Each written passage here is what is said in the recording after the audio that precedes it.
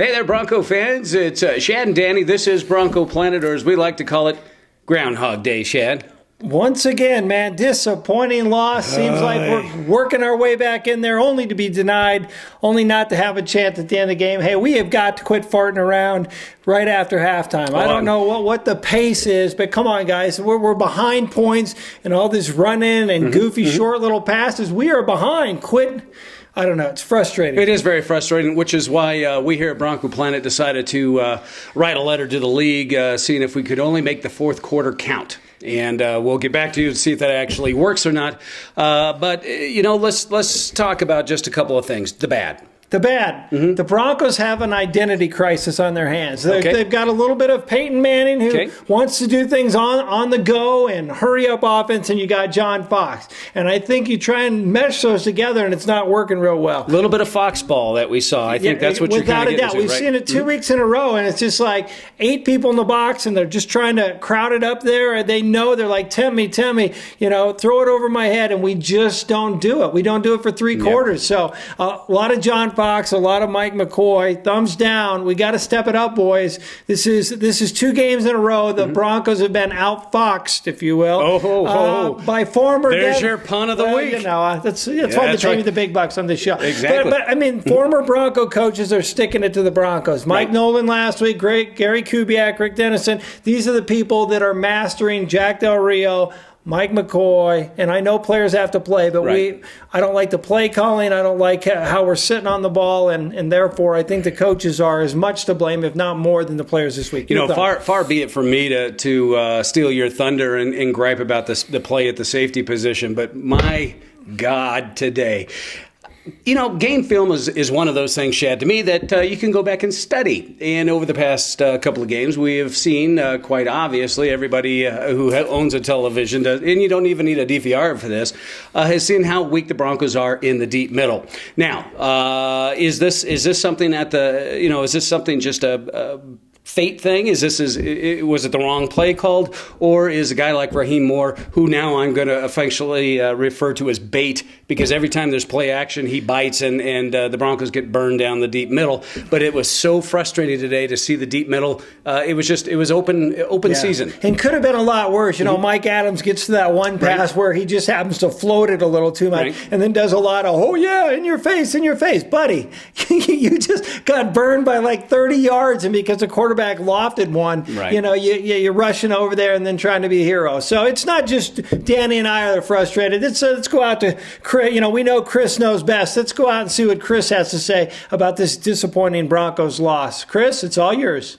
Guys, look, it's 2 weeks in a row. I'm reminded this week of something my dad taught me when I was a kid. We used to go down to the University of Denver hockey games every weekend, and my dad was always shocked by these guys that would come in, 10 minutes late or leave 15 minutes early. You paid for the ticket, you go for the entire game. Someone tell this freaking football team to play 60 minutes. Play for the entire game. We cannot play 3 quarters anymore. This is 2 weekends in a row against very, very good competition where I think we all agree one more possession and we're at least going to overtime.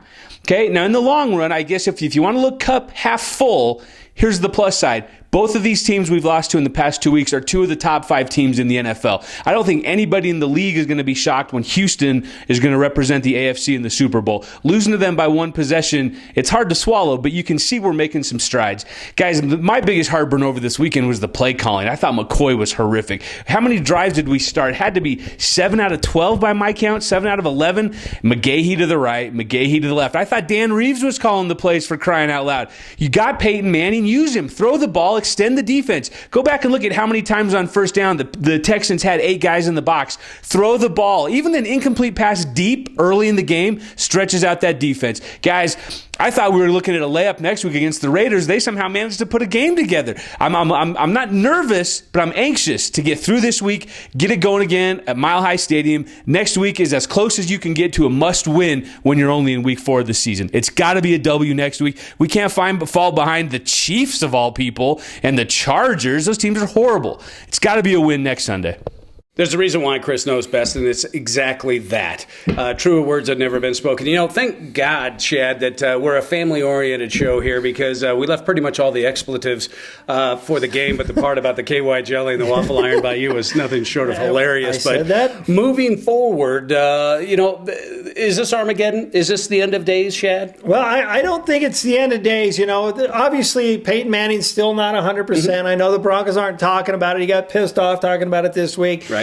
And they're learning. They're learning how to deal with him, how he's calling things online. So, no, it's not the end yet. But what you have here is a decent team. Mm-hmm. I'm feeling better and better about my 9-7 prediction, by the way.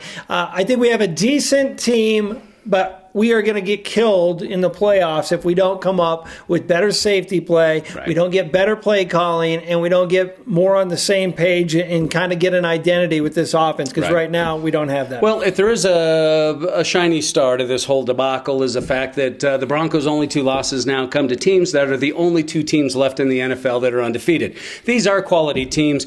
We're in it at the end. So, again, I think the end of days thing, everybody just needs to settle down, just kind of in and out with the breathing. And it's a gel issue. I think you're exactly right on something like that. If you took a whole team full of all pros and lined them up against just a team that's been together for a year, I think the all pros go down. There is a gel process. Obviously, with Peyton Manning, that is going to happen. With Jack Del Rio in the defense, there's a gel process as well. Yeah, without a doubt. You can tell that Houston team has been together running that Kubiak offense and just in sync. Wade Phillips doing a great job with that defense. Hey, you can't hang your head. Those are tough teams we lost to. We're going to keep the glass half full, and why not be half full? And when you get talking about half full, you can't think about the prizes that we always give out. Oh. And you know what that means? That's got to mean one thing, Chad.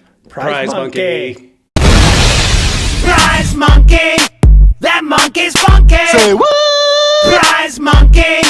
That monkey's funky.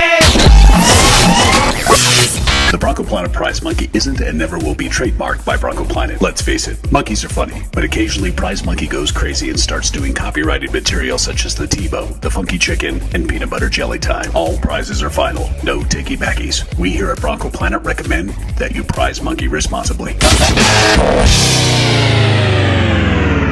Prize monkey, that monkey's funky. Chad, this week's prize, it's got to be a piece of burnt toast autographed by the secondary, right? It is not, unfortunately, yes, although we had many of those pieces of toast laying around today. What it is, actually big news here in Bronco Planet land, something we're both very proud of for a couple of guys just having fun covering that team that we love so much. We finally go over 1 million views. Wow. And so 1 million views there on YouTube, so we got some special prize monkey. What do we got? Hooked us up. You knew he would.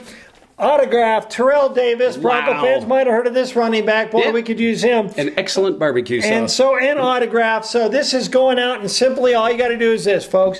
All you got to do is be a part of our Facebook group or on our YouTube channel. Talk about your favorite Bronco Planet moment over the last 3 years. It could be the first goofy shows we did, the interview with Carl Mecklenburg, Joe Mays, the goofy field goal things we tried. It could be a puppet thing. Yeah, it could be one of the songs. Anything. BroncoPlanet.com, YouTube channel /Bronco Planet, or even Twitter. What the heck? We'll even throw those folks Any way you want it, you tell us your favorite Bronco Planet, and you're in the drawing. And speaking of drawings, we got to recognize Jake went in, and he commented on the M&M connection, so he's our winner of last week's prize. Courtesy clap there for Jake. We'll get that out there, and I think we're about wrapped up. We're going to have a little show with the Raiders coming up. I hate Raiders. I'm already getting mad for this one. Yep, already getting mad for this one. And they're coming off a big win. Huge. Can you believe that? Man, the Saints 0-3, and how about the Cardinals winning? The NFL's going crazy. San Fran goes down. Unbelievable stuff. But, how much does the Pittsburgh Steelers hate the AFC West now? I know. Yeah, Big Ben. Sorry about that, buddy. Yep. And, so anyway, a lot of great things happening. So catch us. Would be about Thursday night, I would assume. We can roll out with our usual show. So thank you for tuning in, Danny. Right here, 1 million views. 1 million views. Better things to come next week. I think, Shed, everything. Let's hope so. Holy cow! And it's past the football. All right, quit running. Yeah, and Manny Ramirez left a long time ago. Learned to block somebody. Yeah, Manny, not so good. Next week.